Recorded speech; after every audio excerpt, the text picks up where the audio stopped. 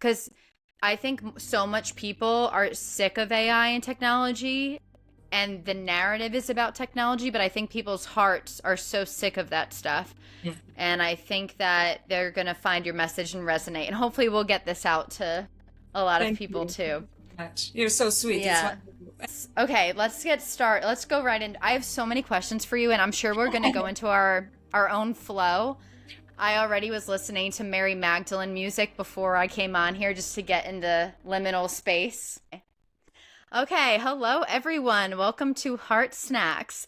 This is my podcast exploring all things metaphysical, mental health, and the beautifully mundane. Whether we are diving into cosmic mysteries, sharing tools for emotional well-being, or finding wonder in everyday life, every conversation offers a dose of sweetness for your soul. In this episode, I am so excited to introduce one of my favorite authors. Please help me pronounce your name. I'm sitting down with Dr. Joanna Kujawa. Kujawa. Okay, doctor, I'm horrible at pronouncing. You'll learn this. I Doctor. can pronounce it, so don't Okay. worry. I am sitting down with Dr. Joanna Kujawa, author of Alien Goddess, UFOs, AI, and the Goddess of Ascension. And this is maybe not what you think it is, which I'm excited to get into. Today we will explore the archetype of the alien goddess, from Baba Yaga to Inanna to Mary Magdalene. Together, we will dive into the importance of reviving the divine feminine at this turning point in history, and why humanity faces a final choice between artificial intelligence and our own natural intelligence, something I sometimes call plasma intelligence. We also will discuss the third space, or Nous, the inner knowing Mary Magdalene taught us as the gateway to true power. And welcome. Good to be here. Thank you for inviting me. Yes, I'm so excited to have you. And let's create a nice space for ourselves. So Okay. first, I like to ask people questions that help get us into our heart, and that I think is through the inner child. So first question: what brings you the most nostalgia that feels juicy and magical to you? Wow. That's Yeah. actually, you would be surprised. It's a very difficult question for me because I Hmm. noticed that I'm very much a future-oriented person. Me too. So what brings me nostalgia? Because nostalgia seems to be connected more to the past. So, Yeah. but I think I have the answer. Now it came to me. So just Yeah. as well, I didn't think about it. What Hmm. brings me nostalgia is actually partially what Alien Goddess is and the other goddess is about. I Hmm. think that there's this other form of knowing, this other form of consciousness, which is so intuitive, that is so beautiful, that is very feminine, but it's accessible for both women and men. And it was somehow lost. And we are now, you and I and so many Hmm. others, try Hmm. to recover this because we know that this is the missing piece in Yes. our lives, spiritual lives, our lives, which became very mechanical and very, kind of rational, Rigid. rigid, and you have to do this. And professionally, also, like in my profession, I'm an academic. To be a professor, you have to do this, right? Yeah. And uh, but I think, but my heart wants to do that. Yeah. Like writing a Yes. book like that, because from an academic, you understand, like from a career perspective, it's not, and I had to write it. So this Yeah. is my nostalgia for this other way Yes. of knowing, from connecting in a kind Yes. of very natural way that is also Yeah. very very ecological way, let's put it this way, Mm. because there's so much talk recently about the matrix, but I think the matrix is actually the natural matrix. We Yes. can speak with nature, we can connect Yes. with nature, we can connect with each other.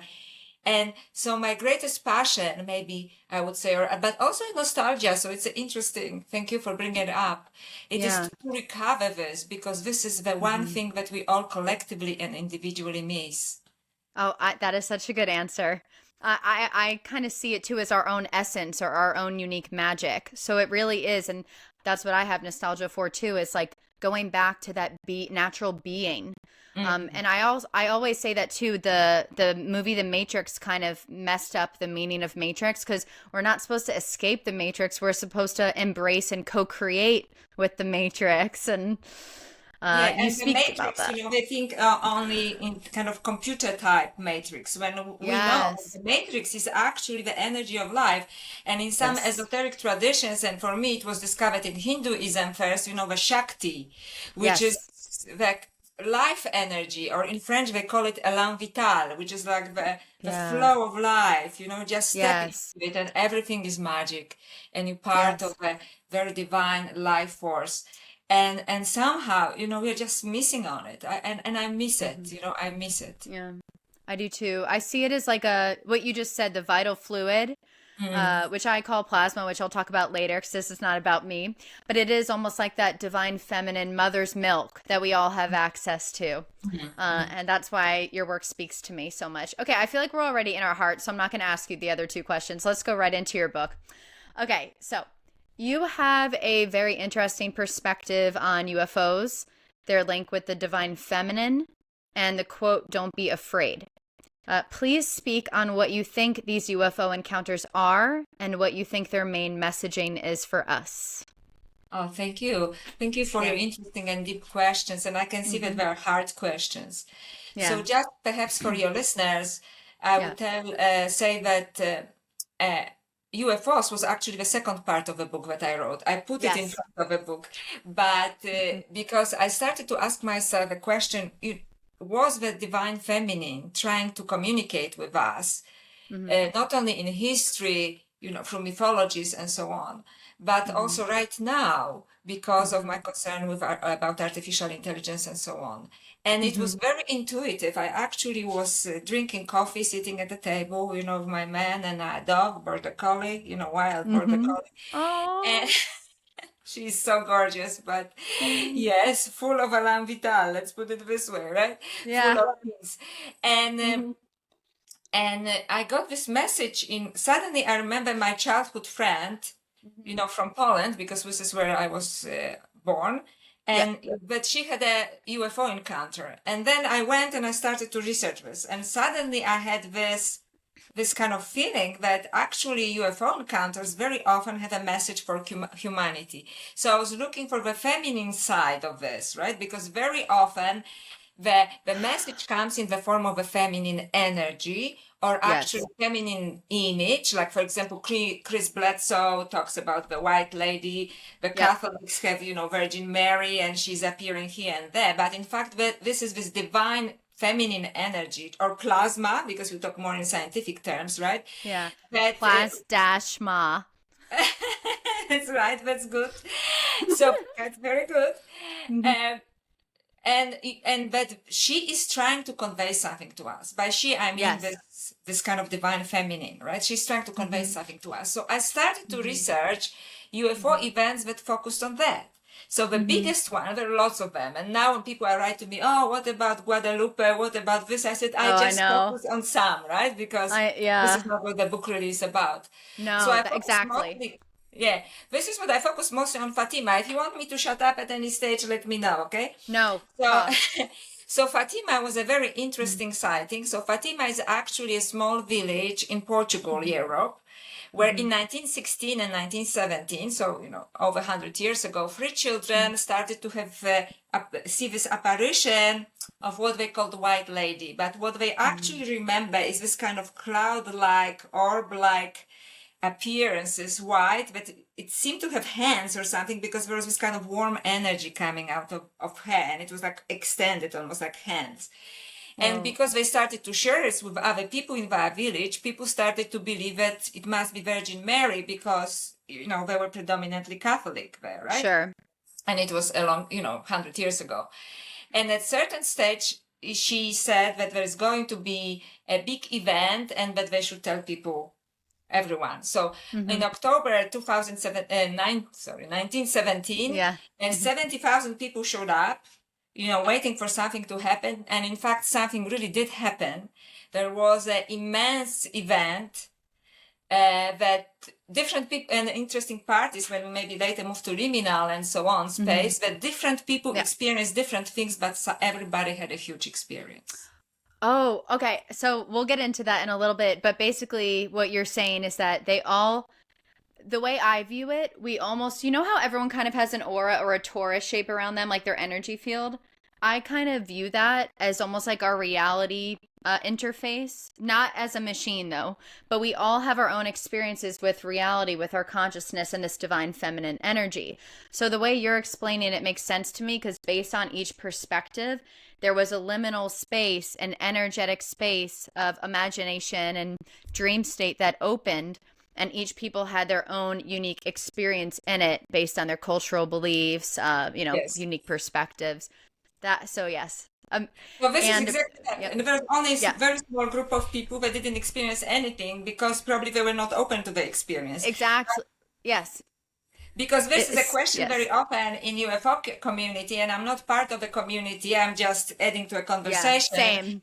Yeah, fantastic. But they say, how come, this and that had the experience and I didn't? And I think it really Yeah. is about your field of perception, what I call, like you have to I open agree. your field of perception. This is what esoteric sources are talking about. And if you do not allow for it, a brain cannot actually register every single perception, right?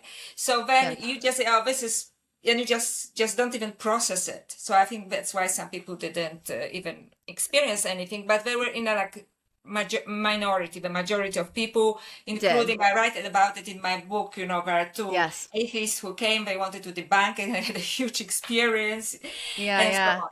So the lady came actually to give warning to Mhm. humanity, and there's lots of Mhm. speculation what it was. So now it is Mhm. kind of in control of other people. So they said, oh, she was saying that first of all, that if we don't change our ways, there would be another Mhm. huge war, and she meant World War II, presumably, right? Wow. Because it was Mhm. World War One Yeah. then.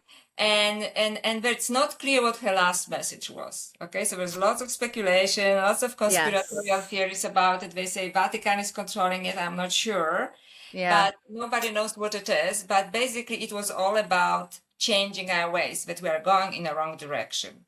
And that's I why later agree. I was also looking into abduction in experiences. Mhm. John Mack's famous book, Abduction, Yeah. when he was putting people into hypnosis who believed they were abducted. And the Mhm. same happens there, that very often there was this feminine figure that had a message Mhm. for them. And they said, you focus on the message, not on technology, right? Yes. Oh, so, yes, so that's what I wanted to say about the quote, do not be afraid. That's in most Mhm. religions, most mythologies. It seems like our internal state creates the experience with this other thing, this natural intelligence that we're Mhm. creating stories out of, right?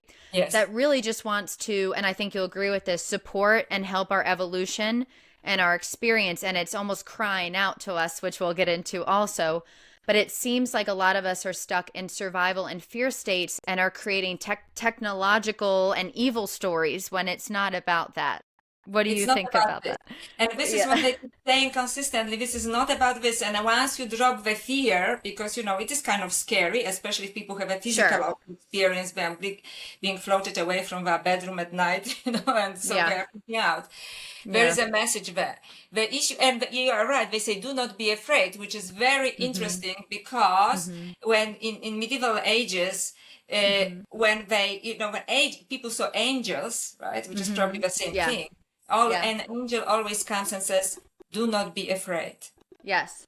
Because Yeah. if we're afraid, I, at least when I was younger, because I had a lot of trauma, had experiences and I would see demons and witch ladies. As soon as I started healing my trauma, now I have only mostly positive experiences. Mm. And if they are negative, it's because I'm literally in times of stress. So I know for a fact for myself, it is on my inner state.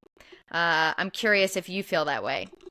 Interesting, because I had a big experience when I was 19. I was Mm. still then living with my mom in Poland, Mm-hmm. and I was huge experience of fear, which Mm. was related to something. And I had a Yeah. huge experience of fear, and suddenly, I think now it was probably in my consciousness, but then it was the blaring between internal and external. I Mm. thought it happened Mm-hmm. externally, a big kind of portal open of light. Yeah. And the first thing that I heard in a telepathical way, it was, do Mm-hmm. not be afraid. So I Wow. experienced this, right? Do not be afraid. Yeah. And then I suddenly felt this calming, because I was panicking, calming, Mm. warm energy. Mm-hmm. And and the fear went away. Yeah. right? But it was exactly this. There was this message, do not be afraid, which is traditionally associated with angels. And now lots Mm-hmm. of people who have UFO encounters, they say it comes with the same, That's the so same cool. message. Do not be afraid. Yeah. Okay, we'll get into the next question. So, this kind of goes with that thought, and then we'll get out of aliens to go more into the goddess and AI. Yeah, I'm just doing this to kind of rope people in. So you say, okay, tell me your thoughts on how you think aliens can't save us, only we can save ourselves through inner work. Mm. Okay, because I think it is a very dangerous way of thinking, and especially I if do I too. watch other people's podcasts and people say, "Oh, I welcome aliens because this and that," and I think that this is because people are so, you know, the world is a very complicated place at the moment. I'm not Yeah. getting into politics or anything, but it's Yeah. complicated on so many levels, and Yeah. people are fed up. People are fed Mm-hmm. up, and what is dangerous here is that they think someone else externally will come and save us. And this is not going to happen for Mm-hmm. several reasons, if you don't Mm-hmm. mind. For several reasons. First of all, I think people are used to externalizing everything instead of looking within, Yes. right?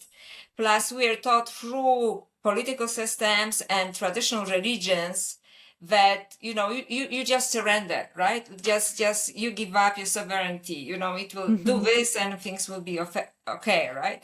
When Yeah. all esoteric sources, Christian, Hindu, any esoteric sources, talk about looking within. Mm-hmm. Nothing changes unless you change. So unless you shift your field of perception, Mm-hmm. you are not going. So what I will say, because there's lots of talk about ascension also nowadays, right? And I said, Yeah. ascension is an inner job. There's no way Yes. that, like the earth is splitting in half and the fourth dimension of this. I don't know, maybe it does, but if you don't do inner work, you're not going anywhere, baby. You know? Yes. Yes. Yes. That's like everyone, mostly men, sorry men, but most men are obsessed with externalizing technology or looking into space. What about what's inside Earth or the oceans? Mm. It's crazy. Absolutely. So, Yeah. so absolutely this. And that's why I think that unfortunately as species, we are looking too much into the externals and what it starts actually in my, but not only mine, because I was looking at the research of other people, Yeah. with Greek mythology that we all love and Greek history, right? Because it's Plato, Aristotle, and all of this. But it Mm-hmm. started with techne. Techne is this kind of rational, logical mind that focuses on technology. And Oh. something, and it's in the third part of the book, so you arrive Yeah. at eventually something. Actually, the previous civilizations were not like that. And Okay. with these invasions of these warrior tribes and so on, and Maria Gimbutas was an archaeologist, she actually also wrote a lot about it. Mm-hmm. Something was lost. The lineage of goddesses, the lineage of priestesses was lost. And now, in my first book, I was asking myself, who are the goddesses? Are they archetypes? Are they, something? Yeah. Now, after this book, I'm absolutely studying mythologies. I'm absolutely convinced that they walked the earth. Yeah. They're Yeah. actual entities. I don't know what they are, but they meant well for humanity, because also in lots of these technological narratives, they say like the goddess is the evil one, so I the know. guy from this area buys, like alien goddess, they think, oh yeah, the bad alien goddess, like Mm-hmm. Borg queen or something. But it is completely the opposite. So Mm-hmm. now I forgot your question because I got Oh no, you carried you away. you answered it about how we can only save ourselves through inner Yeah. work. And I agree. So when I came across you, it was actually I was on a road trip. I was like driving in Idaho. Maybe this was 3 years ago. You were on some podcast talking about your book, The Other Goddess, it's called. Yeah. Um, and you were talking about dakinis. And I don't know what you were even saying, but I just had all these revelations and I Oh, was so connected. Yeah. And I was so connected. It like opened a portal for me to have my own downloads, if that makes sense. Like yes. your words or your mythology, right? Because myth means words, which you write about in your book. Your Yes. words opened up my higher self to kind of speak through them to me. And you were talking about It makes me dakinis. so happy, that Yeah. we can connect, Yes. Yes. Yeah, and I can't remember what I thought, but a lot of it actually I did write about you in my book. But it was Wow. stuff about, yeah, it was stuff about like Inanna and Mary Magdalene and how I think, and Sundari and Kali, and how there's like this, even if they're different real people or almost like alien goddesses that were on this earth as energies that we can tap into, as energies that almost are like our cosmic mother, I realized that they felt different but all the same. And we'll get into that as well, and how that relates to who you call Baba Yaga and the misunderstanding about her. Yes. So I'll Yes. go into that. Yeah. Thank you so much for this. So Hmm. yeah, thank you for, what I'm so glad. And Dakin is just to explain, so there are kind of Buddhist Yes. shamanic entities, which are basically like Hindu Shaktis, which is this Yeah. divine feminine powers that are all Hmm. around, and you just have to know how to call upon them. And Yeah. unfortunately, they were vilified very often by Yeah. more masculine energies that basically didn't wanted to control them. And there is no way, baby, that Yes. you can control a Dakini or a Shakti. Like there is no way. It's You can wild only and raw. That's right, and you can only make her angry, if you try to control her. So Kali is Yes. the kind of highest expression of this in a way, as a goddess, But it's Yes. also misunderstood. Kali is misunderstood because, for example, in India, they basically Hmm. slaughter animals in her name to appease her, which is completely not what she would like, right? No, she doesn't need So that. yeah, it's so sad. So, so Dakin is, and it's quite interesting. Hmm. For a moment, I can go back to UFOs because in Yes. abductions, men especially very often have an experience of Hmm. transmission Hmm. of the warning or the energy. You have to go in a different direction by a Hmm. feminine figure through an erotic act. Yes. And they said Yes. they knew that they were using this sexual attraction that the figure could create, usually Yes. female fantasy, this, Like blonde, a siren. Like a siren. siren. Yeah. Yeah. And then she sees, he like, oh, she's hot, right? And Yeah. then she says, okay. And then they have an erotic act, just like Dakini, Yeah. right? And Mhm. and then he knew that she was transferring, that's downloading something, but because this download was so huge, very Mhm. often, and it happened to me too, or what, not erotically, that you don't know, you don't know exactly what they want you to say. Your life changes. So like my life completely Yes. transformed, and Yeah. so his life transformed as well. But Dakini's also kind of happen in UFO experiences when there's an erotic encounter. So I just as a love side. Yeah. Yeah, no, I love your saying that, and there's so much ways we can go, but I have all of this. I have it in my Okay. head. I'm trying to linearize us because we're so multidimensional. When you talk about dakinis, it makes me think of like plasma that spins in vortices. It's almost like this like swirling kind of energy of photons and electrons, and plasma literally is these free electrons that shoot out photons that create fluorescence, right? So there's a lot of relations there, and I feel like I lost it now. I feel like the reason they kind of draw the men in and almost like impregnate them with this knowledge, I think that almost like that magic and expansive power scared them, and that's why they demonize them and suppress this. Because I think we're all scared of our power, which I'll get more into.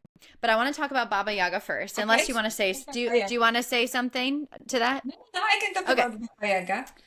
Okay. So So, oh, can I read a part of your book yeah, though? you Because I feel better, like because I okay. forgot what am I going to say. So Okay, so in the book Alien Goddess, you say at first Baba Yaga, who is a goddess that most associate with an old hag or a witch lady, came to us in her full glory, young and beautiful, willing to share her sacred rites with us as Inanna, as Isis, as Demeter, as Mary Magdalene, and as Sophia.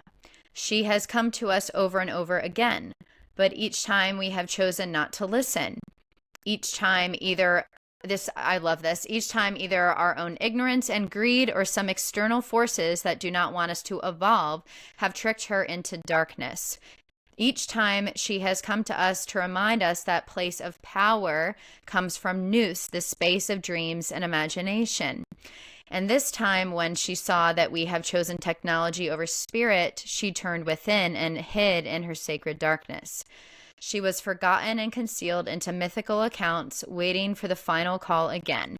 And I think we both know we are at that final call. So the floor is yours to speak about all of that. Oh, wow. Okay, thank you so much for bringing up Baba Yaga. First of all, it was a very personal connection for me that I didn't expect, because I had not, it's one of these things, and you as an author, you know, I was not planning to write about Baba Yaga. And it was, I was exhausted after promoting the other goddess, and I was lying in bed, and she showed up in my liminal space, and she says, that's it, you have to, you know, write about me. I have to be at the end of the book. This is how it goes. Wow. And it was not only that, like, it was a voice in my head, but I actually, in this liminal space, I saw myself in her heart. And I was lying on some bed made of, you know, old rags, and she was in the cauldron, like you would, you know, in Slavic fairy tales. And, you know, and she was kind of giggling, and I knew that she's very powerful, but I also knew she's there to heal me, but also she can just kill me anytime as well, you know, very kind of shamanic entity. And if I can just elaborate a little bit, and then I didn't say this to anyone, right, because it was the inner experience, and what am I going to tell people, right? Oh, you know, Baba Yaga came. And then my mother, I was talking to my mother who lives in Poland, and she says that she went with her friend and Baba Yaga lives in the old forest in Poland. The far, Yeah, and it's called the Old Forest. And my mother says, you would not believe, because I went with my friend to visit her friend who lives in the Old Forest, which is the name of a forest where my mother lives in the town, right, outside of the town. So the name is the same. And we met this lady, which we called Baba Yaga, because she lives for 12 months a year in this forest. She actually has wild animals coming to her, and she invited us for a tea, and, you know, okay, and I thought that's crazy. And I didn't tell her about my liminal experience, right? Just so she doesn't think I lost it. So, and then this is what she's telling me. So it was a sort of confirmation. And I started to do research in Baba Yaga. And in fact, it's quite interesting because she's an old Slavic entity. Let's put it this way. She's an old Slavic entity. And people who wrote about her, usually Russian or, you know, Eastern European, but usually Russian mythologists, they said that there is no equivalent for her in any other mythology. Yeah, that's what I love. Yeah. So she's like very ancient, right? She's very ancient. And actually when she was very suppressed. And very suppressed. And she's angry. She's angry because, you know, not because she needs fame, but it's, you know, she brought the goods to the world. She's a protector of nature. She's a protector of what is actually important for humanity. And in my book, I basically say, and she's sick and tired of us making the same mistake over and over again. So she's hiding in this forest. And quite interestingly, people say, you know, she used to eat young men, you know, for breakfast or something. But I think it is actually a metaphor for the masculine form of brain, masculine mind, right? Like this technologically oriented mind. And that she, in fact, you know, is the one that preserves everything, you know, and the reason why she has this big cauldron, which apparently she's always making this kind of big soup or something, it is because it is her kind of space in which she makes sure that evil doesn't enter our world. So this is like a protected space, okay? So she's doing this for us. But we don't care. We think she's this ugly woman. Even in this TV series, you know, The Witcher, she is, you know, because it was written by a Polish author. She, you know, she's this horrible witch, you know, and it's the descriptions are so masculine. She says like her old stinky vulva, you know, like you could not more, right?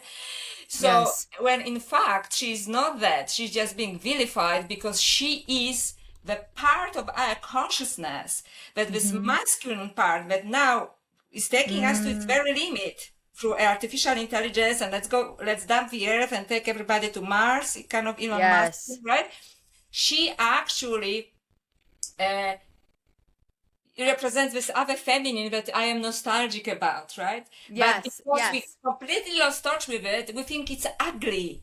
We think it's old, you know, this is like, ooh, you know? It's a little bit like, I hope I'm not insulting anyone. You see somebody who is all botoxed up and, made up, and then you see this woman of the same age and you think, oh, she's so ugly. This is a little bit like that, right? Because she doesn't Yes. care for this, right? And so it's actually a rejected feminine power, a rejected and suppressed goodness of a feminine presence in our consciousness, and we are so tragically disconnected with this that we portrayed her now as this old witch, and who is despicable in every physical form, when in fact she's protecting us in nature. So beautiful. I'm trying to be quiet because you're making me think so many things. So I want to I want to speak on what you just said because I made some connections. When you said that she protects the universe from evil, that is so interesting to me because I've told people time and time again with this whole narrative about being scared of aliens or these entities that are, they think are bad or demonic. They, once again, this energy wants to support us and help us evolve. And I feel its pain like you do. Like sometimes I feel so much anger and sadness and grief. And I know it's not mine, but it's part mine, but it's like I'm resonating with hers.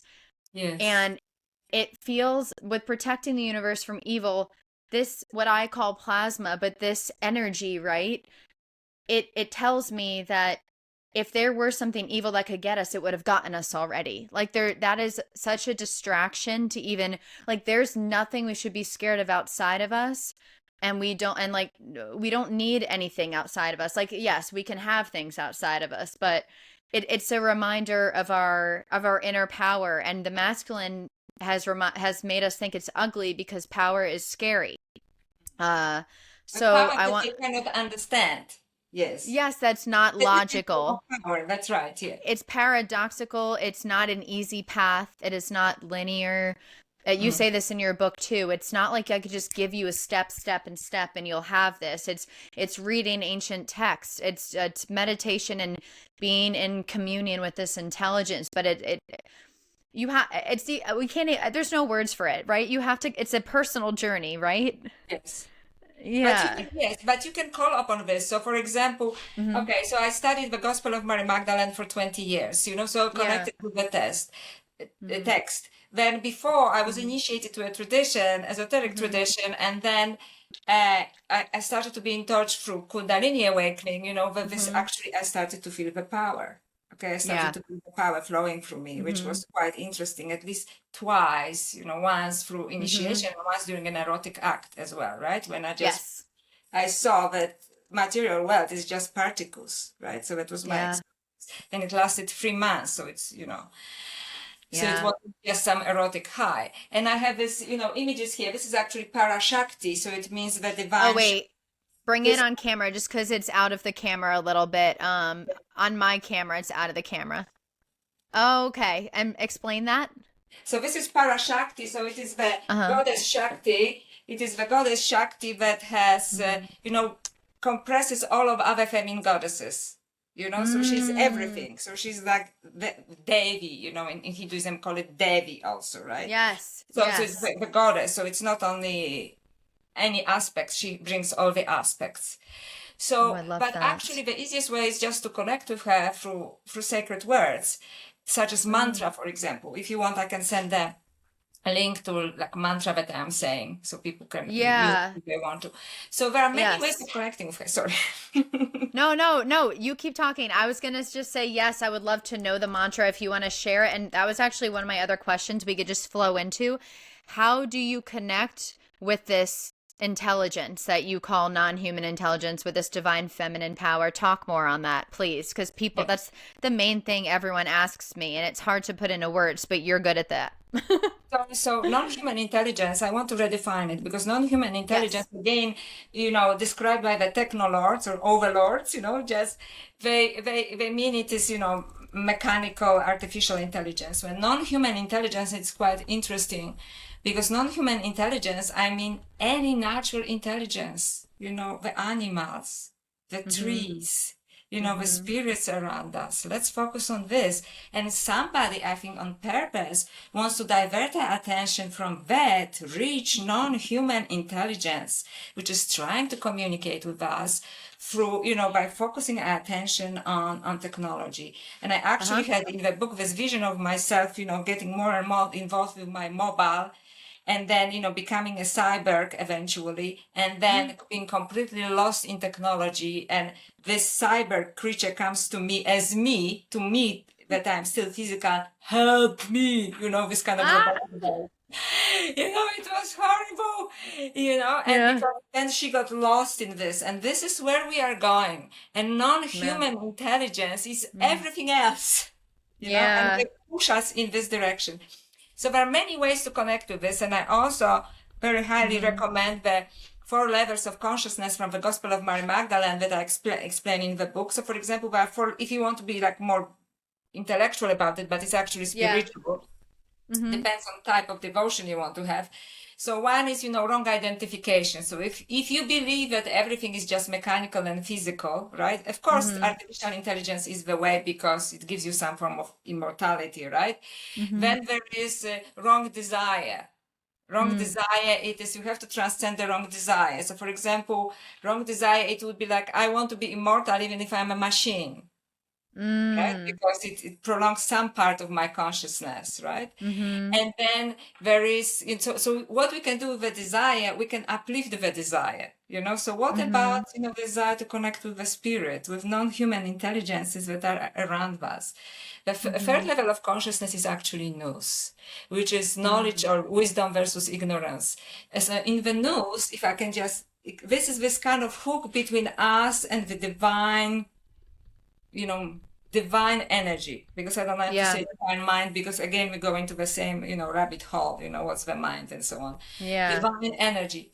And in the Gospel of Mary Magdalene, and nobody has to be a Christian or anything to, relate to this, but the story of this, it is that Mary Magdalene is sitting with all other disciples, male disciples, and she says, oh, I can see the teacher, because this is how Jesus is. I can see the teacher, and the teacher says, Jesus says, Mary, you're blessed because you can see me. I am, so he's in the liminal space when others can't see him. Okay, and she's asked, how am I seeing you? And he says, you seeing me through the Nous.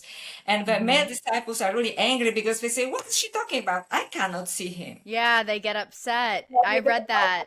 And they really dump on her, and she ends up crying. And, when Jesus says, wow, you're blessed because you're the only one and that can actually connect with me. So this is basically developing a field of being open to this other field of perception, which is liminal space. And I divide liminal space into, it's in between, right? We know it's just interdimensional, almost like that. But I also had experiences, it is also called imaginal, which means you can have a two-way communication. So when you actually call upon this energy, and ask for assistance, and you can actually dialogue, but it usually happens through images. Yes, I have that. Yeah, so I think, what? I think actually that most people have it. It's just they do. That was not real. Yes. Nothing is more real than that, Yeah. So, or you can connect. And this is also from esoteric sources, so it's not like you don't have to believe me, right? You can connect through saying a mantra. What is a mantra or a prayer? It is you use the higher language, because we create language, right? So for example, you create through higher language, so depends, but it's not what you say as much. This is very interesting. That's why all the kind of new agey thing, just on partially true. But from what level of your consciousness you're connecting. So if you go through at least third level of connection, which is the Nous, then whatever you say happens, So for example, that's why calling upon divine name of Devi or goddess helps. Okay. I'm taking notes while you're talking and not realizing that I'm recording this conversation. Okay. I love all this. Thank you for sharing that. Let me see what I just wrote down. Okay. I'm out of order, which is fine because that is life. So everything you just said, do you have that in your book, Alien Goddess, about how to connect? Or is that Yes, I have it because when I talk about actually big part of the book, it's like is it the this two section? in the Gospel of Mary Magdalene, the Gospel of Mary Magdalene and Egyptian esoteric tradition, the Gospel of Mary Magdalene and Carl Jung, the Gospel of Mary Magdalene, UFOs and artificial intelligence. So there are like 4 or 5 chapters there on it. Is it in the uncovering goddess wisdom section? Yes, that's right. Okay. Okay, So everyone, yeah. Huh? But it's a bit complex, you know what I mean? So it takes a long time. But No, basically, from I what love level it. of your consciousness are you connecting from the level of neediness, you know, of Oh, that's material nice. needs, or whether you connect from the level, you know, of spiritualized level, Nous. right? Yes. When it's a form of surrender, but it's also a form of communication. Yes. That's what I was going to say. You made me think of it. So when I've had my best communications, which are just, and I agree with you, I think everyone listening can do it. It is a mix, I would say, of images and feelings, like almost like not feelings like, yes, emotions, but it's almost just like this knowing feeling. So I'll see full out movies in my head. Like for instance, once I was visiting the middle of the moon and I saw a blue monkey and they dropped a key down my throat and then I bathed in this like crystal bath. Like all this stuff was happening. And it was more like what I received the message that it's more about what the meanings are about what's happening and the meaning I'm creating than the actual symbols, if that makes sense. And I think it's what you're saying. And I think because it seems so much like a dream, most people discount those things. But I think it's so important to be cognizant of the images and feelings we're having when we're in that expanded state, because they are all messages. Absolutely. And you know, if it is sometimes too difficult for us to believe, you can ask, okay, give me an external proof. You know, you can communicate with this because, you know, from that point of view, you know, what else do you want, right? Like we are communicating and give me an external proof. I even didn't ask for it, but for me, the proof was my mother who suddenly out of the blue tells me she met Baba Yaga, right? Exactly. I mean, like, it's, you know, talking about coincidences, right? Like, so that's so magic. Yeah, it is a pure magic, yes. So there are like 4 chapters in the book that explain this because it's not complex, but you know you have to understand how it actually works. But all esoteric traditions actually talk about this form of intelligence. So, for example, even in kind of traditional Christianity, that you know any Christian who has studied theology would know, is called intellection, which is basically grasping.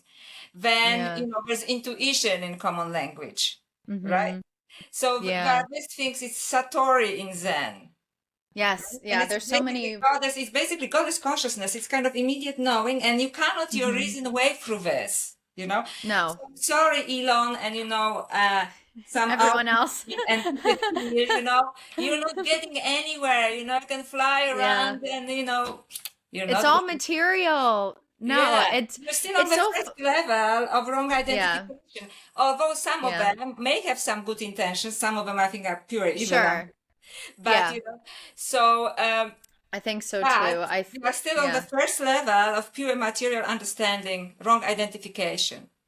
That's why I feel like I'm going to give you a big compliment, but people like you are so genius. And you know, you are genius, but also you're just connected to that space, right? That everyone can connect to, and you're just more open to it. I feel like if everyone had what you're saying, and sometimes what I feel like I feel like this world would be such a beautiful place because you can't do anything evil. Like, even if your mind thinks it, you just don't have the heart to do those things. And I think that everything you're saying is so much more beneficial. And I think that is where our future is headed. And I think the media and everyone tries to steer the narrative that it's not heading in this more Nous way of living. But I actually do think we'll head there, which is what I want to kind of talk about. And I'm going to jump around to that. Hold on. Whereas, okay. So if I can just elaborate. Yeah, talk. Yes, so please. Basically, they're like also daily choices, because you think, oh, I don't want to say the mantra, you know, I don't have the time to read your book, but daily choices. Where do you put your attention? Yeah. So for example, everybody, and you know, like you're a podcaster, you're filmmakers, you think, oh, if I just do about some dark powers of the universe, I'll get more views, right? But Yes. to make a different choice, you take a different turn. You take a turn Oh, towards the goddess, right? Because you speak like, for example, your write-up says, futurist, but you're looking towards optimistic future, right? You're optimist, right? So this is yeah. the thing, like you could write a book that is really about dark aspects of life, and it would sell Mm, really, really, really well, right? Or you yeah. get so many views. So we basically have to turn away from this, turn in the different direction. And Yes. sometimes, and this is my best advice that I ever gave to myself, Yeah. you don't know where to go in the opposite direction that you normally go. I repeat it. If you don't know Oh. what to do and you are at a crossroads, go where you normally wouldn't go, because where you're going Mm. now, it will just be more of the same. So Oh, let's I say, love that. so just go in a different direction, and then Yeah. the energy will meet you there. Just take a different turn, take a different turn. You don't have Yeah. to know where, just take a different turn. That's the best thing that you can do. And these are tiny daily choices from minute to minute. Which podcast Mm-hmm. are you going to listen to? Mm. Which make these choices, right? And go in the different direction. You don't even have to know Mm-hmm. where you're going. And that's Mm-hmm. the best way. The energy will meet you Mm-hmm. there, because Mm-hmm. we are so complex, and we are so screwed up in so many ways, I know we are. Can I ask you a personal question? I think it might help people too. So right now I'm at a crossroads and I decided I've been at my mom's for a year in Florida because I had to live with her when I was writing my book. I couldn't put my focus anywhere else. And now I'm moving to Portland, which is something I never thought I would do, but also my soul is calling me there. And I'm starting like an online school where I'm going to teach stuff kind of like what you're talking about, just like more divine feminine magic. And I feel all this pressure to make it amazing, and I'm forgetting like the fun of it. So I don't know if you're getting a channeling or whatever, but can you just speak on like, do you feel like that is the opposite for me and it's like spirit kind of meets you there, or like what would you say about everything I just said, because I'm at the crossroads? Okay, so there are a couple of things. So first of all, spirit or energy will meet you there. Yeah. Second of all, it's good that you want to make it wonderful, but don't focus on it. You make it wonderful. I'll tell Yeah. you from my experience, because I'm older, right? Just from just Mhm. age perspective, it Yeah. is that everything that you did before is preparing for this moment now. Writing of this Mm. book, wanting to do these courses. So you already have the skills. You don't have to want to Mhm. make it beautiful. You make it beautiful Yeah. because I see your shorts, they're already beautiful. I Oh, wish I thank could do you. shorts like that. I just don't have the Oh my skills. God. So Yeah. you just focus on what you want to do because you already know how. Mm. Okay, I agree, and You that's really already good have it. advice. Like I was asking, can I give a specific example? I was asking myself a Yes. question because I was, spent so many decades, to be an academic. Then I Yes. dreamt all of this time to be a literary writer, and I, got some recognition as a literary writer. Yeah. And then I moved towards this direction that, is a different direction. And then I thought, Mhm. but this is exactly, I know how to write beautifully. Mm. You understand, I know how to research independently. So this was preparing me for Yeah. doing this, For this. wild thing, like writing these two books. They're saying Yeah. you've been prepared, and this goes for Mhm. anyone who wants to do anything else. Yeah. Everything you've done into this point prepared you for this move to Portland, Oregon, and doing the course. You Mm. don't focus on the course to be magnificent. What do you want to convey in this course? And it will naturally be beautiful because you already are beautiful, create Mm. beautiful things visually. Oh, thank That's you. true. No, that is actually true, you know? Oh, So there is no need to focus on technicalities of this because you're already good at it. So thank now you. you're asked to take it. Yeah. So this is the divine choice Yeah. for higher purpose. Okay. Yep. I'm writing this down. Okay.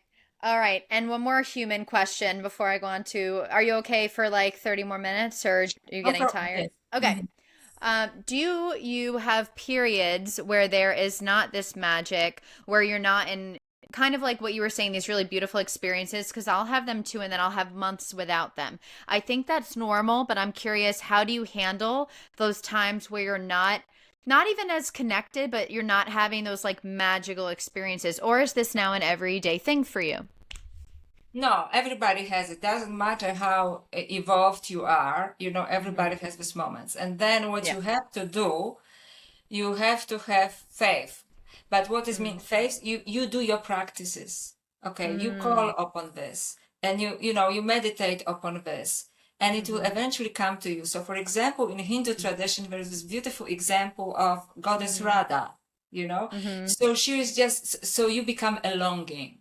And you enjoy this longing, and it's like you ask your Ah. beloved, reveal yourself to me. And why are you torturing me? You can play like a lover if you want.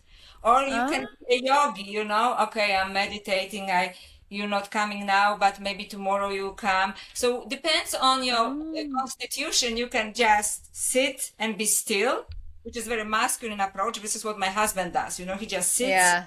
and he until it comes to him. If it takes 6 months, it takes 6 months. He's Yeah. or you can do it like, oh baby, like, why did you leave me? I'm here. What can I do? Like, so Yeah. save a lover. So it doesn't matter Ah. because the energy will come to you in any way, and it is this kind of, Okay. there's this divine play in esoteric tradition. Yes. There's this divine play, union versus and separation. It's like two lovers, Mm. union and separation, and after each separation there is a higher union or a different Mm. aspect of this union. I So agree. you are, and if you have a good spiritual guru or a teacher, they will tell you, do not get attached to the high of spiritual experiences, to the Yeah. lights in your consciousness, to the beautiful images, because it is just the beginning. Yeah. You have to let it go, because then you can actually experience higher level union. Rather than, Yes. oh, no, I want the lights in my mind, I want to see a blue pearl, Mm. or, yes, now maybe you've been given this, and now you're being Mm. prepared for different experience, but first you have to let go of this Yes, other experience of the energy or of the spirit. It was that just is, no, yeah. sorry, that's an amazing point. And that's like where I'm at right now is learning to let go because my first 3 years, I would say this started when I was 30. I mean, when I was a kid too, but when I was 30, it started again and I'm 36 now. I had 3 years of experiences like you were saying, just synchronicity after synchronicity, beautiful visions, all the ideas for my book. And then all of a sudden, like 2 years ago, I just felt like I was in this dark tunnel. Like I knew it was still there, but it just like was a different experience. And even the voice told me, you're integrating, you're expanding, learning to embody. Like you need this time to almost learn how to attach to yourself so you don't spiritual bypass. But still, it's like I just want to have those experiences again. And you're reminding me, no, like I have to let those go and maybe let even new, more magical ones happen that I'm still grasping for when I shouldn't Yeah, grasp. the English expression is the dark night of the soul. This is Yeah. the dark night of the soul. When this is when you are in this, dark matter, right? Hmm. You are actually, this is a powerful field of exploration, and Yeah. you can either call upon this energy, or you can feel like you are becoming this energy, and just sit. It is like sitting in a cave and meditating, but you cannot have an expectation that this will happen this way, it Mm, will happen anyway it is supposed to happen, and that's mm, sometimes very difficult to accept. But the first thing is to let go of expectation that, now synchronicities, now the beautiful lights in my head, it may be a completely different, and you have to be open to this, because you have to keep your doors of perceptions has to be open. And actually it is the gospel of Thomas in mm-hmm. esoteric teachings, right? So the doors Yeah. of perceptions has to stay open, have to be Yes. cleansed. And this is how you cleansing your doors of perception, by cleansing Mm. yourself of expectation of how in particular this will happen.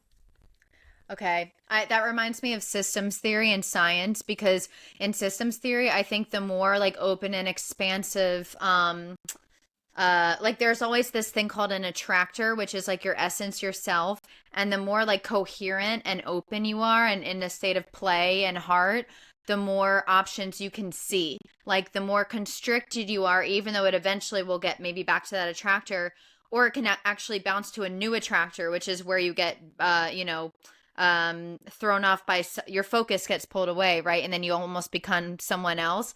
So as long as like you don't constrict your consciousness into like having one outcome, which sometimes I've done, if you're open, Everyone like what, did. yeah, okay, everyone does This is exactly it. can I give like a very practical example, right? Because I give lots Yeah, of talks and so on and so on. So, for example, if yeah. when I have to be prepared, because it's not my first Mhm. language and so on, and I like to have a research Mhm. behind me and so on. So it's not just downloads, but I have to. Part of me have to stay open, has to stay open, Mhm. because if not, that I can have a perfect lecture and there is no energy within. Nobody got Mm. anything out of this. It is just Yeah. technically good. And this is when you over prepare and you restrict your consciousness. So I don't know the scientific theory, that's your strength. But from my Mm. experience, I am prepared, I'm open, and when I say enough. If I make a mistake, I make Mm. a mistake. Or if somebody asks a question I don't know, I say, I will check it for you. Thank you for your question. Because Yeah. now I let it flow. And when there is a passion, there is an energy, and I see that people are getting this energy from, through me, from somewhere else. And the Yes. rest is just blah, blah, blah, blah, blah, blah, blah. Yeah. Something's coming through you. That's how I feel. That's right. So this is the experience. So this is probably what you say from a scientific point of view. Do not constrict. Yeah. Sometimes over preparing, or I want to make it a beautiful course, like it has to be fantastic. You, then you cannot do a fantastic course. You know what I mean? I know. Oh God. The drama of myself. It is just so I know. funny. I can be a drama queen too. Ask my husband. He knows. Yeah, yeah. I am. I think you know what it is? I think what all I need to do is like reach out for support more, like to people like you. And I know people like you are Absolutely. busy, obviously, but like I feel like that's one thing, and I'm curious for you too, because you've had maybe gurus or teachers. I my whole life have kind of had this, little story that I'm working on getting rid of that I struggle finding support. I'm scared to ask for help, because of my own mother wounds. So Mm. I'm curious, like, how have you grown in your journey and how do you accept support? Okay. So that's a very interesting question. I also have a difficulty asking for help. So Yeah. when I think yes, and I have a friend who actually told me yesterday, you just meditate on the Devi, she's always in complete surrender, right? And I said, you don't understand. I have to be responsible for everything. I go from my personal drama, right? Yeah. But I am learning how to accept help. Let's put it this way. And I actually had the answer for this, but now I lost it in my narrative. But we all have this, we all have these wounds, Hmm. and a little bit of surrender will go a long way. But what was your original question? Because I actually had an answer for it. Oh, like how do you find yourself asking for support, or how do you come to terms with the fact that you're worthy of support, or like just how do you get out of your own stewing in your own Okay, mind and I have like a I have an inner saying that says, I love and accept myself not because I am perfect. hmm You understand? I love and accept myself. I Because it's been an interesting journey. I really do my best under the circumstances. Do you understand? Everybody's circumstances are different. So I just say, I am accepting myself as I am now. And I say, create through me as I am now. And I'll do, my best. yeah, Right? I don't have to be perfect, and actually perfection is again, I think, a very masculine term, right? I I agree. don't have to be Yeah. perfect. I accept myself. So it's basically about you making yourself feel good without even asking anybody. It's good to ask for Mhm. help, but I think I like, agree. what? Sometimes you can argue with the goddess. You know what? I did my best. Now you do something for this book because I've Yeah. done everything. You can be Okay. passionate about it. It's I okay. like that. Yeah. And you say, Yeah. I know I've done my best under the Okay. circumstances, because this is also very kind of tricky. You say, I've done my best, and you think, oh, she's done better. Yes, but her circumstances were different. You know what I mean? You're right. That's so I love that you just said that because I don't remember I was in Montana last year and I remember I was frustrated with the way my life was going and this one guy like had taken a few days to pay me and I was like, "Oh God, like why do people always take advantage of me?" And then all of a sudden in the shower, I just had the thought, "You know what? No, I claim that my life's going to be different. And it was almost like I did have this like raw moment because we're not taught this. We're taught to be polite and we're taught to like have this ritual and everything needs to be perfect. And I did argue with the goddess. I was like, no, I'm claiming this and this is annoying me. And I'm going to, and then the second I got out of the shower, he had paid me. Yeah, you see, And that's right. so I think that's beautiful what you said because it's what unconstrict our consciousness, like let ourselves be more feminine and unravel, men and women, and express ourselves more. Don't be That's so right. uptight. That's right. And I'm learning also, I'm not a victim. That's a very good affirmation. Yes. Because we are all in this Yes. victimhood, like why this happens to me, why people don't pay me, why they take advantage. And then we And it's not reinforce about that. reaffirm it, and this is not true. I'm not a victim. And it's Yeah. F you, to my mind. I'm not a victim. Totally. Stop this stupid tape, okay? It's yes. So tired of it. Go away. So it's Go. basically Yeah. not only even about asking for help, but stopping Yeah. the stupid tape in our minds. That is, Yeah. some old conditioning, God knows, could be ancestral even. I think it is. For me, I think it's like being helpless served me when I was a child. Like it's how I got attention. And it's like that like princess woman story of like, oh, the princess needs the prince. And like it really is true. And I try to argue with my mind a lot. It's like I'm not a victim. No matter what I've been through, that's not an excuse to go through life saying poor me or like, oh, I can't get this. Like, no, reach out and claim it. Be your best self and like try to at least live your dreams. Like, why not, right? That's right. And this is when I get this poor me voice. I said, this is so boring, I've heard it for decades. You want to torment me, find something more exciting because frankly, I'm not listening to this BS. Yeah. Yeah. You have Yeah. to argue because, they are almost like, called I had a spiritual teacher who called it tearing thoughts, like just your own mind attacking you. Oh, And yeah. say, oh, here you come again. Oh, yeah.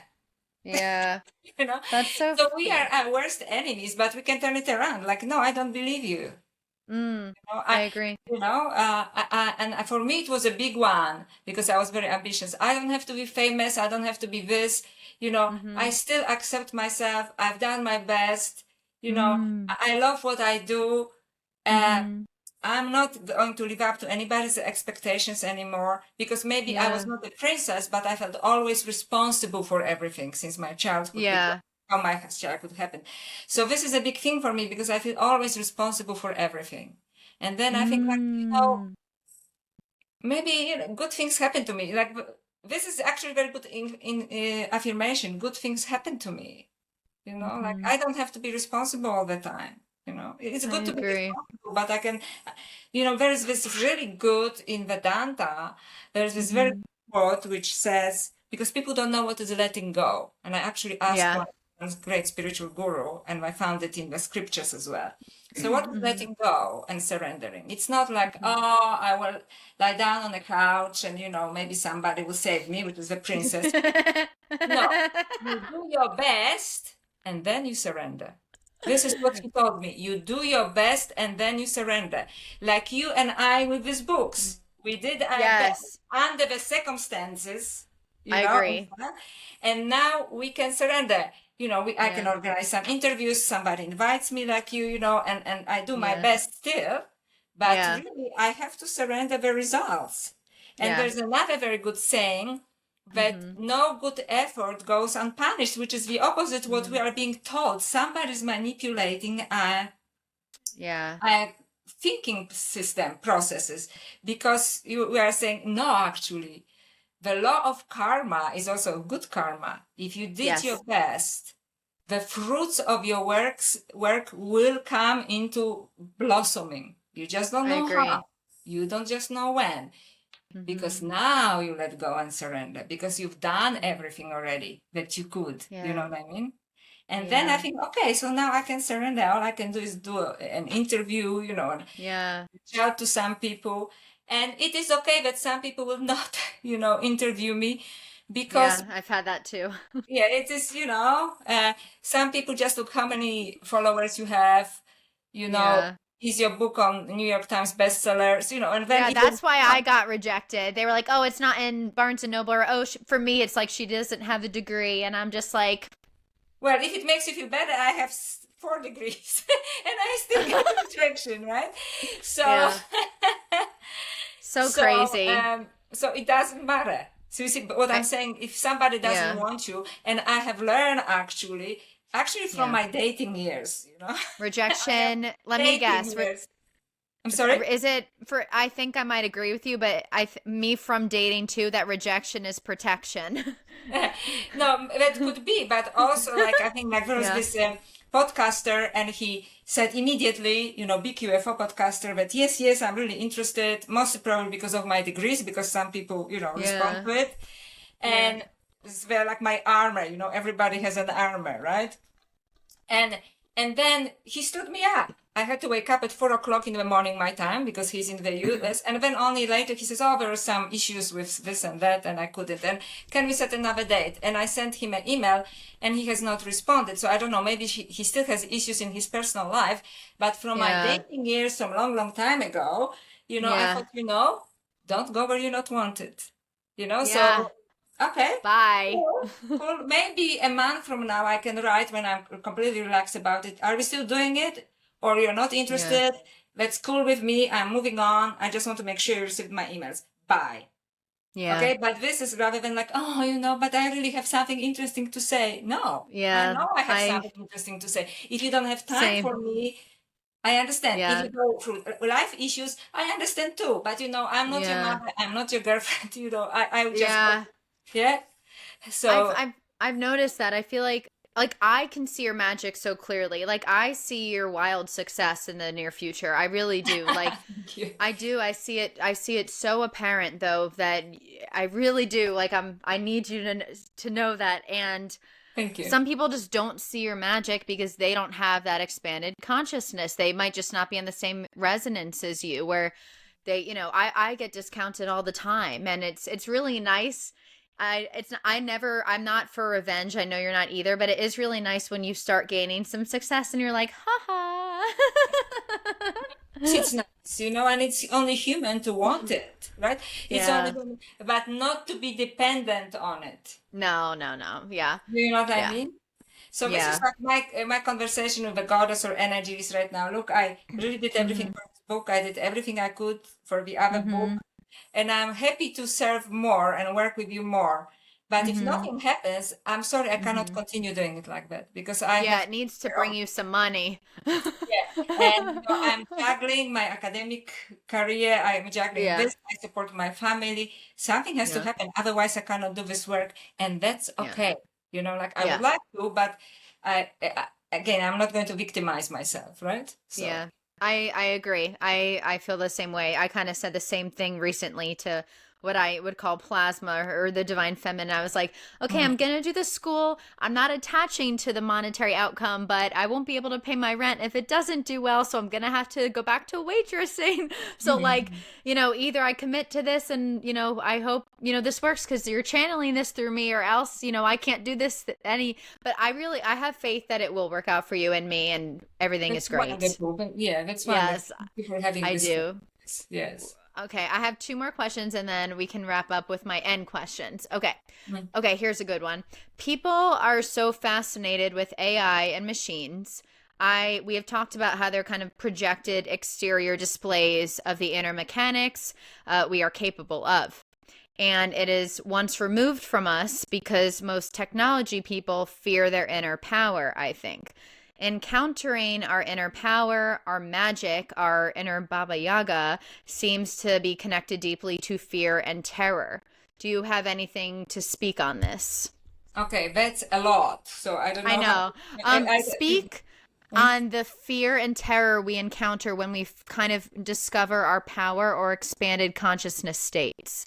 Okay. Because a lot of people encounter terror. That's very actually a good question, and it's easy to answer, because I experienced this terror when I was probably about your age, when I had a spiritual awakening and I was initiated, and I had a out of space experience, and it was in front of lots of people, because it was like a big room of people who were getting initiated, and I got just like blown away. The space collapsed on me when the room became like endless, when I started to have kriyas, and when I started to cry for the universe, when I started to laugh, everything completely uncontrollable, and I had, uncontrollable, right?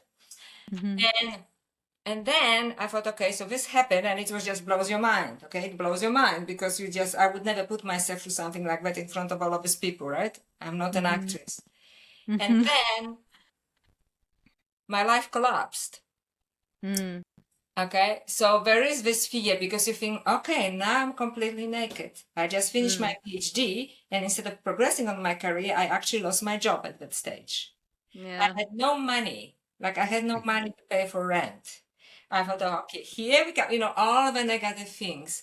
And fortunately, I was in a situation a little bit like you, not a mother, but a friend, an elderly friend let me to stay in his place, because he needed company. So they don't put him into a, home.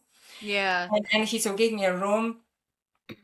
And what I did, because I was so complete and I was holding on, like a drowning person to the person that rescue them, to all of this, because I realized that academia and academic success was for me mother and father, because when my life collapsed as a child, that gave me something and gave me recognition, and I became a smart girl, so I was not the poor girl, but so.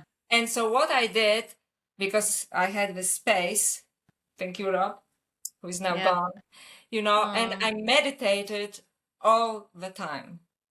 I meditated all the time. And I had one friend who didn't give up on me.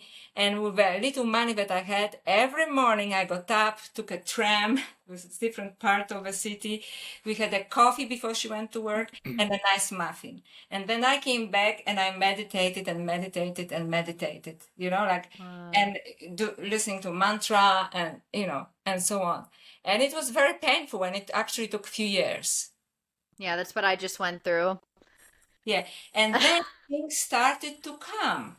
In fact, suddenly, as I was like staying in an ashram, washing toilets, because this is what the guru asked me to do, in complete ecstasy, So I knew that energy was working because, he has a PhD and they put me on purpose there to work on my ego, right?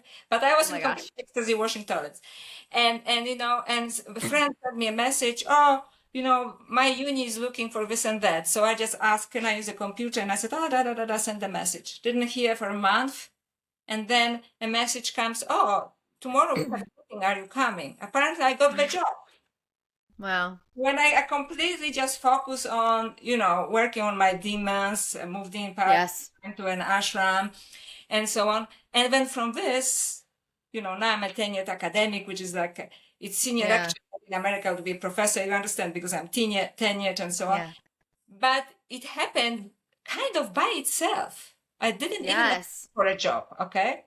And it took care of my personal needs, like not anymore accomplishment or anything, but financial, right?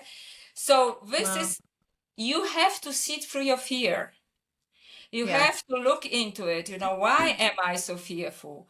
What is my power? So it's not only my power, but what is my power? What is my, and you surrender. You ask the question, you remember, you do your part, ask a question and surrender, and sit in this fear and create some divine space for you. And if space is provided that you actually, for a while, that you can do this, and eventually you have an opportunity to pay your bills at the very least. You understand? Okay. But for me, it was very gradual. And it happens because when you have a spiritual awakening, you are completely rewired. But can I just give a warning? Yes. Because some people say, okay, I met one woman who said, she had a law degree, she hated it, she had a spiritual awakening, and she says, I'm moving with my mother and I'm never moving out. And I said, does she want to support you for the rest of your life? And she said, no, but she doesn't have a choice. That's not a spiritual choice. Yes, that's why I'm moving out of my mom's, because I'm being temporarily okay. Like Rob helped me, your mom helped you, but eventually you're making a spiritual bypass. I agree. Yeah. So I always say, you know, do what you need to do and pay your bills, you know, because Yeah. then you claim your power, you know, I'm not a victim, you know, I'm not a little Exactly. girl anymore, you know. Yes. And so, okay, you Yes. know, like even waitressing, you know, I used to be a waitress when I was at the uni. I was connecting with Yeah. people. It was lovely. Just my ambition made it wrong because I said, Yeah. Yeah. oh, you know, I don't want to be an old waitress or, you know, like me. But Yeah. I enjoy, I enjoyed Yeah. that. Right? Yeah. And then it takes you somewhere else. It's just Mm-hmm. so this is it, and just Mm-hmm. look into your fear, sit with this, Yeah. and eventually it moves because nothing is stable in the universe, and you know, I being agree. science, you would know, you know, nothing is static, right? No, I think everything you said was amazing. I think it's going to help a lot of people too. Okay, let me go to. I want to make sure I ask you everything. That's because you have so much interesting answers. Okay, let's see. I feel like this is a good one. Oh, I'll tell you one connection I made really quick with Baba Yaga and plasma. So, for everyone who doesn't know, plasma is an ionized gas. It is the fourth state of matter. But I say that plasma is a multidimensional living ether. It is like the divine feminine or female god, and consciousness is like the divine masculine. Plasma is not conscious, but it is the vehicle for consciousness. When you say Baba Yaga's food is her cells, both human and non human, I was able to relate it to plasma because plasma is in our human blood as blood plasma, and it is the blood of the universe as space plasma. It makes 99.9% of the universe. So I thought there was just something interesting there that maybe you could just meditate on for the future. Yes. Yeah, I just thought it was interesting. Just a weird connection for my plasma Yeah, people it is listening. connection. And it's really interesting, you know, because I go into mythology and visions, right? Yeah. When you go into science, and it's beautiful when these things meet. And this is actually Yes. a beautiful example of what really needs to happen, not only individually, but Yeah. collectively. That this feminine Yeah. form of knowledge meets science, and science meets this. Because at the Oh, moment, I you have know, chills. this is not being respected. This feminine side is not being respected. And that's why we end up with, you know, Mm. OpenAI as our savers, which is a bit Okay. tragic, actually. So that leads into my next question. So basically the school I'm creating is the feminine side of science. So it is almost like the science of consciousness, the science of higher consciousness, or the science of the invisible, and I'm trying to bring the feminine to science by talking about plasma, because I don't know if you know this, but in science plasma has been suppressed. No one learns about it in school, but it makes up our entire universe. And they're only using it right now for like nuclear fusion or technology. So, what I'm trying to envision a future for ourselves is learning how to almost coagulate this matter and have real technology that's not machinery, but it almost like synergizes with our consciousness. Like it's like supportive, sentient energy. That's Mm. how I see our future. So, that leads into my question for you is, and that's kind of like my whole purpose here, right? To kind of bring the feminine back to science. Um, so my question for you, and is there obvious it is our last call for humanity, we feel like, right, with AI and the upcoming machinery revolution that I hope doesn't happen. How can we co-create an optimistic, healed, and fresh future for ourselves? If thoughts create things, the more this will get into people's awareness, the better. We are always telling ourselves stories and letting them play out anyway. So, how can we tell a new story, and what is that story you envision? Okay, so how can we? So we are already, you and I are doing this, and hopefully other Yeah, people as well, right? So you're doing yeah, it through a different approach towards science, which I was completely yeah, unaware, I must say. So thank you for your yeah, work. You know, and yeah, I'm doing it through connection with ancient yeah, mythologies because this is what I was called to do, you know, and my education led me to this. So, yeah. reinterpreting for me, each of us there's no one singular narrative. You want to revolutionize science, so to speak, Hmm. and I am reinterpreting ancient myths, which were completely, in my Yeah, opinion, misunderstood. So we totally. just have to be happy with Yeah. doing our part because Mm, it will mm, somehow get into collective consciousness. And yeah, even if, and I'm a little bit less optimistic than you are, even yeah, if, you know, we have to I don't think we can get rid of AI, and it will develop, even if we have to communicate this and so on. So I tell people two things.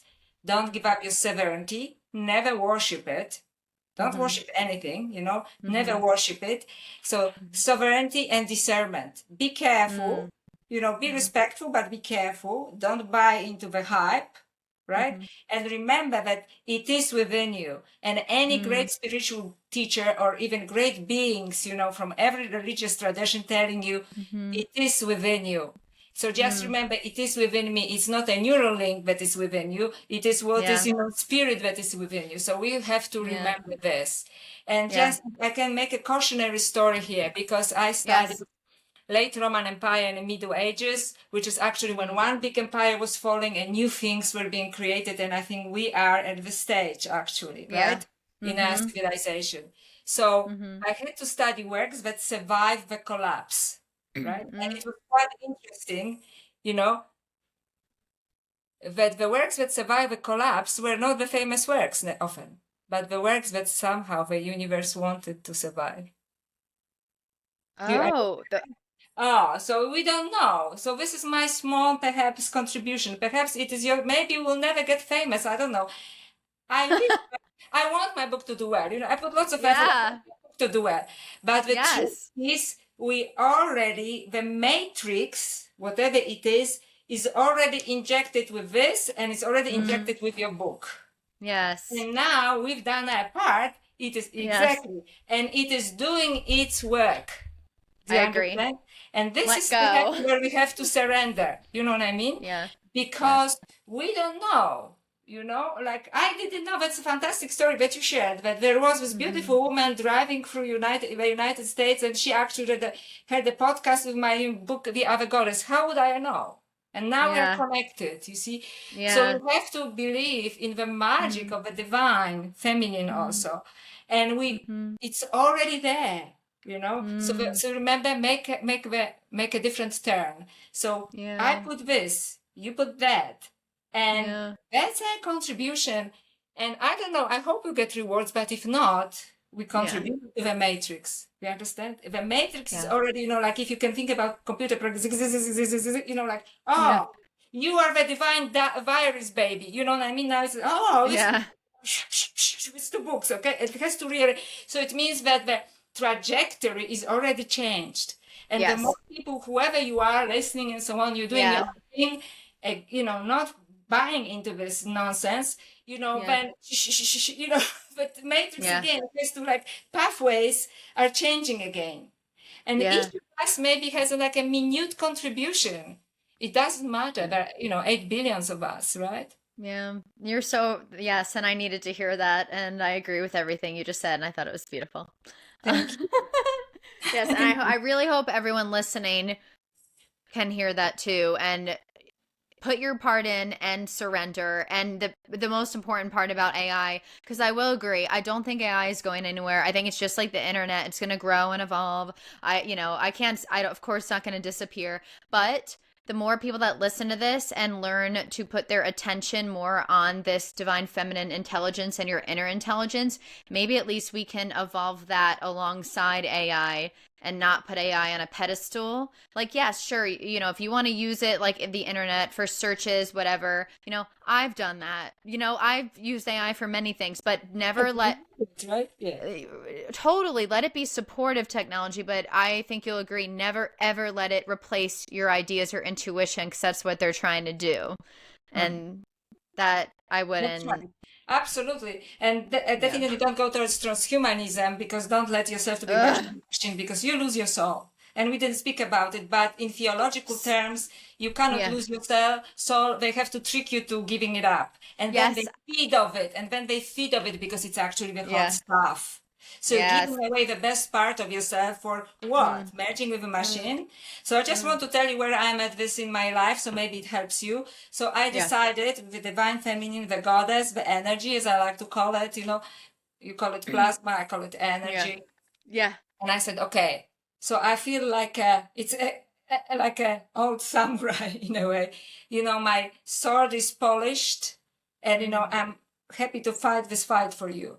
But you have to call upon me again and provide for me. If not, I'm happy just to sit with my sword on a wall. You know what I mean? But Yeah. I am ready. Yes. Me too. But with great respect and love, I'm ready. But I also have to be provided for, right? But if you want to pass the sword to someone else, I don't know, Dana maybe, that's fine with me too. You know what I mean? We need it together. So this is it. I'm prepared.